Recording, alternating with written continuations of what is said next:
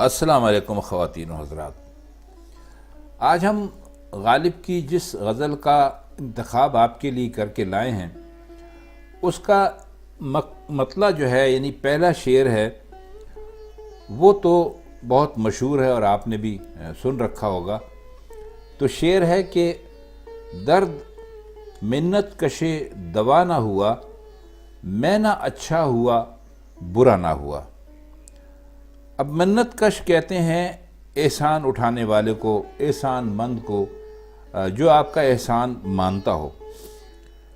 تو وہ کہتے ہیں کہ خدا کا شکر ہے کہ میرے درد نے احسان نہیں اٹھایا، اور میں جیسا بھی بیمار اور درد میں مبتلا تھا ویسا ہی رہا۔ اور یہ بات اگر سامنے رکھی جائے تو میرے تندرست نہ ہونے میں بھی کوئی برائی نہیں، کیونکہ اگر دوا کھاتا اور وہ کام کر جاتی تو دکھ ضرور ضائع ہو جاتا، بیماری ضرور ختم ہو جاتی، لیکن مجھ پر دوا کا احسان رہ جاتا، جسے میری خودداری اصل بیماری سے زیادہ مصیبت خیز چیز سمجھتی تھی۔ تو وہی کہتے ہیں کہ جی منت کشے دوا، میرا جو درد تھا اس کے اوپر کسی دوائی کا کوئی احسان نہیں ہے، اگر میں دوا سے اچھا نہیں ہوا تو یہ کوئی برا نہیں ہوا۔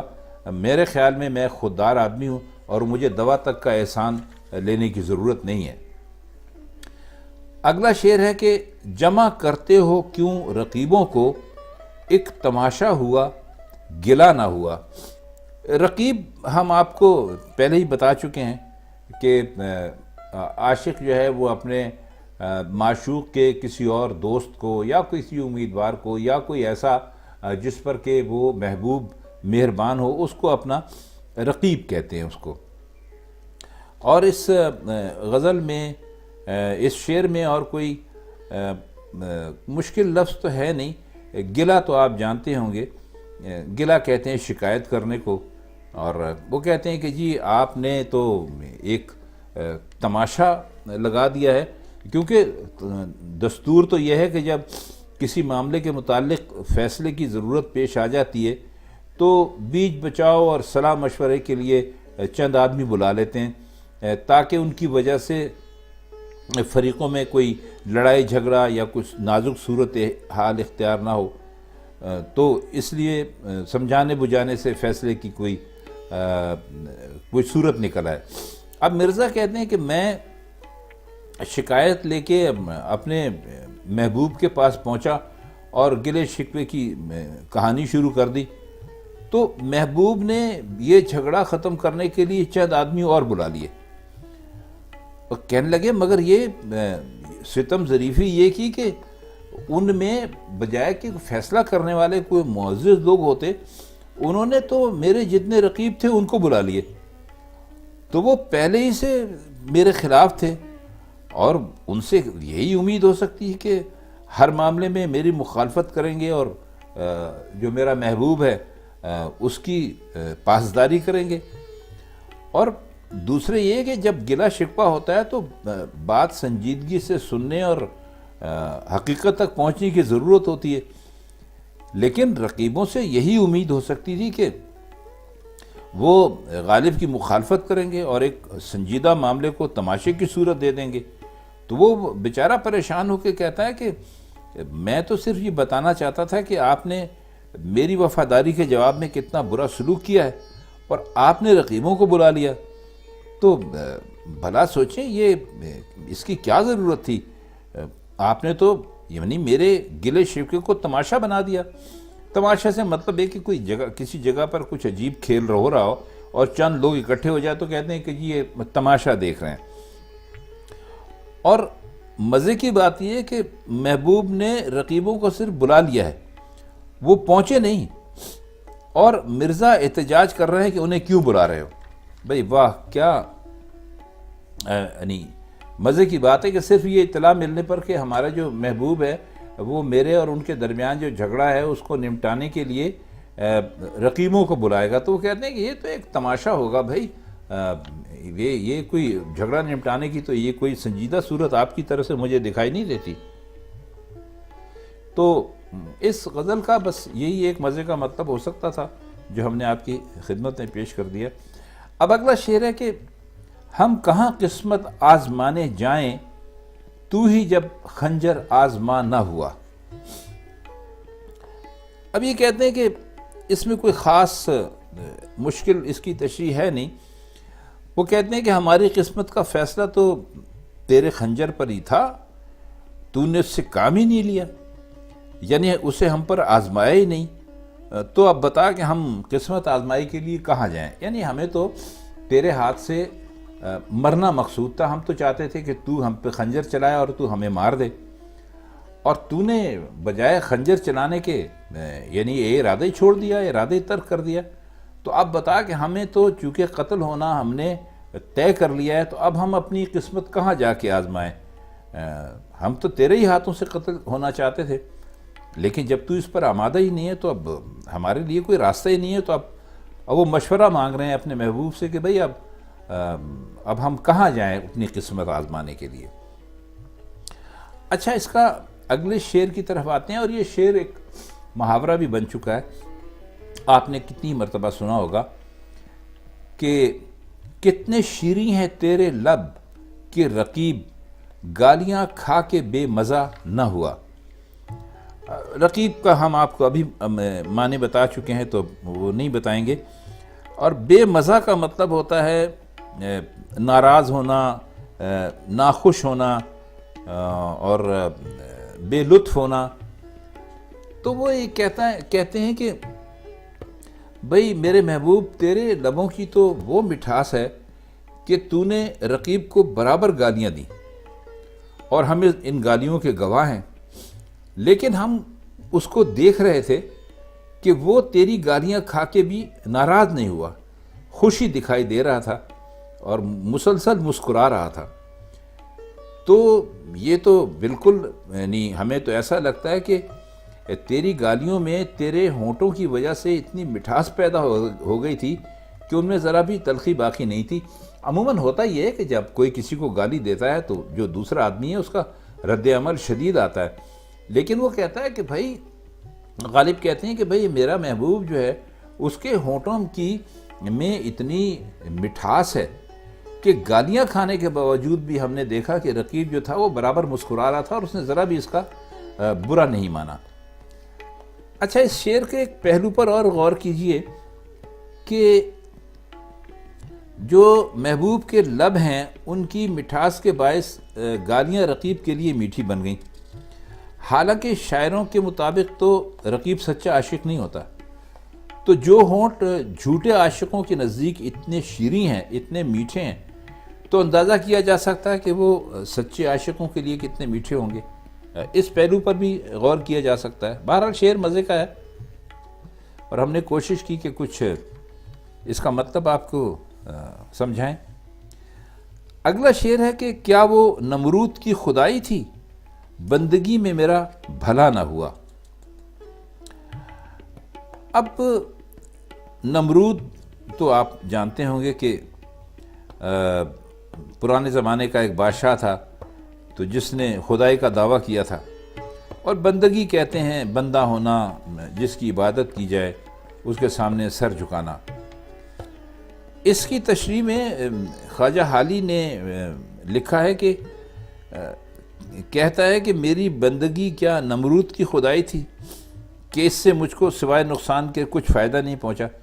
یہاں بندگی سے مراد عبادت نہیں ہے بلکہ عبودیت ہے۔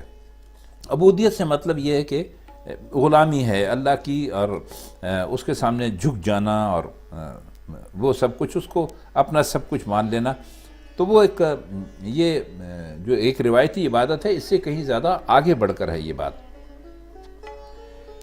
تو وہ کہتے ہیں، اس شعر کی تو خیر تعبیریں ہو سکتی ہیں، اس میں ایک خواجہ حالی کی تشریح کے مطابق وہ کا اشارہ بندگی کی طرف ہے، یعنی کیا میری بندگی نمرود کی خدائی تھی، اس سے مجھے کوئی فائدہ نہیں پہنچا، صرف نقصان ہوا۔ اب یہ بھی کہہ سکتے ہیں پہلے مصرے کے آخر میں جو وہ ہے، آپ جب اس کو پڑھیں گے تو آپ دیکھیں گے کہ اس میں ایک سوال ہے، یعنی کہ حیرت ہے۔ اس کا مطلب یہ ہوگا کہ مجھے تو بندگی کہا قدا کرتے رہنے سے کوئی بھی فائدہ نہیں پہنچا۔ لیکن نمرود کی طرف دیکھیے کہ اس نے خدائی کا دعویٰ کیا اور بڑے روب داب اور شان و شوکت کے ساتھ بادشاہی بھی کرتا رہا۔ اچھا، اس کا ایک شعر ہے کہ ہے خبر گرم ان کے آنے کی، آج ہی گھر میں بوریا نہ ہوا۔ تو اب یہاں جو کہنا چاہتے ہیں کہ بوریا کہتے ہیں وہ ایک کم تر درجے کے بستر کو جو کسی کے شان نہ ہو، تو کہتے ہیں کہ بھائی یہ خبر گرم ہونا ہوتا ہے اصل میں کوئی بات مشہور ہونا، کہ محبوب میرے گھر آ رہا ہے، لیکن میرے تو گھر کی یہ حالت ہے کہ اس میں ایک بوریا تک نہیں ہے جسے بچھا کر میں اسے اس پر بٹھا سکتا، اور بے سامانی کی کیفیت اسی روز ہونی تھی جب محبوب کے آنے کی خبر گرم تھی۔ یعنی وہ بتانا چاہ رہے ہیں کہ میرا محبوب جو ہے وہ، میری بد نصیبی دیکھیے کہ وہ کیسے وقت میں میرے پاس آ رہا ہے کہ جب میرے پاس اس کی خاطرداری کرنے کا کوئی سبب ہی نہیں ہے، میں اس کی کیا خاطرداری کروں گا، میری کچھ سمجھ میں نہیں آ رہا۔ اگلا شعر ہے کہ جان دی ہوئی اسی کی تھی، حق تو یہ ہے کہ حق ادا نہ ہوا۔ اب اس میں ایک بہت ہی خوبصورت بات ہے۔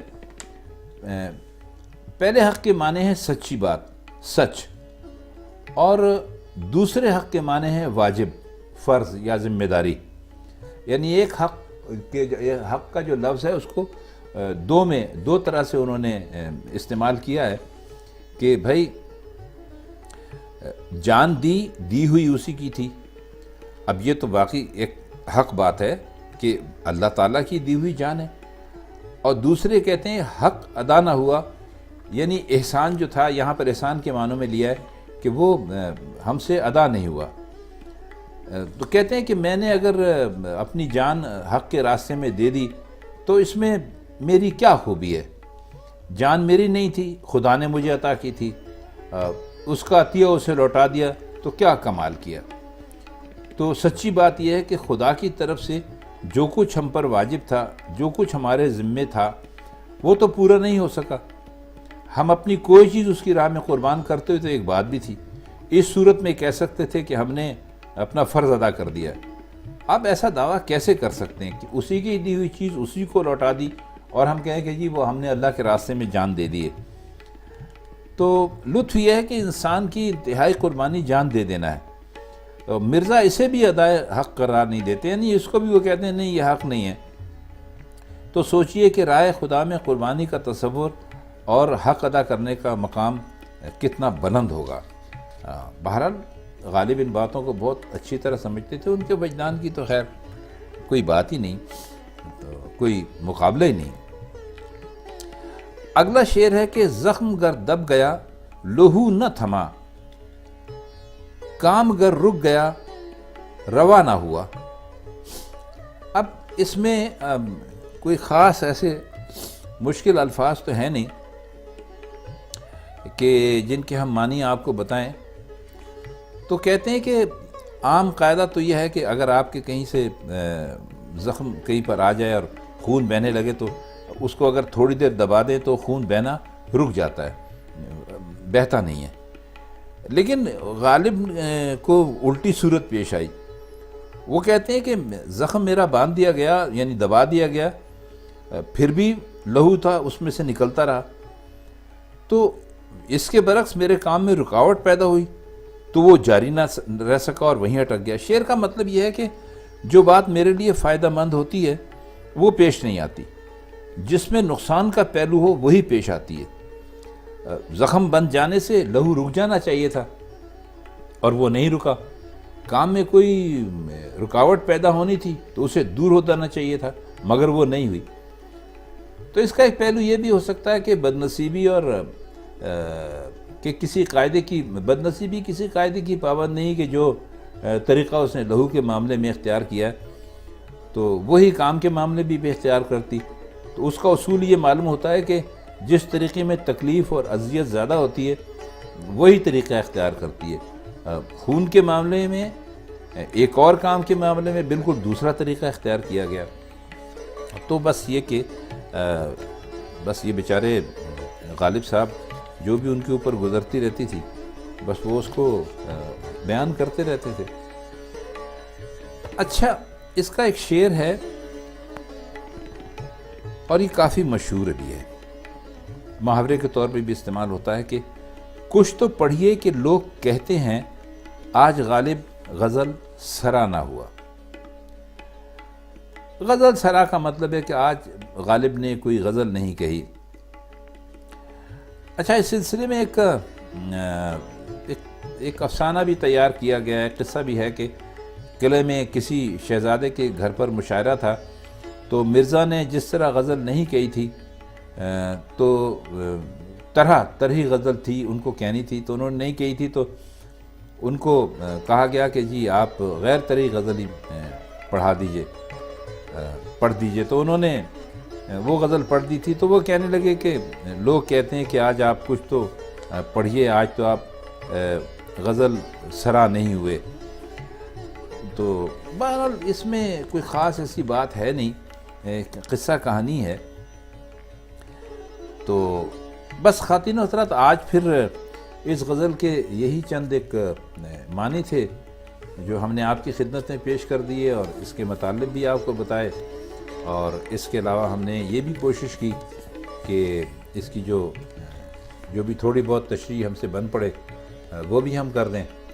تو آج کی اس محفل سے آپ سے پھر اجازت چاہتے ہیں، اور تو آئندہ انشاءاللہ کسی دوسری غزل کے ساتھ کسی اور وقت پھر آپ کی خدمت میں حاضر ہوں گے۔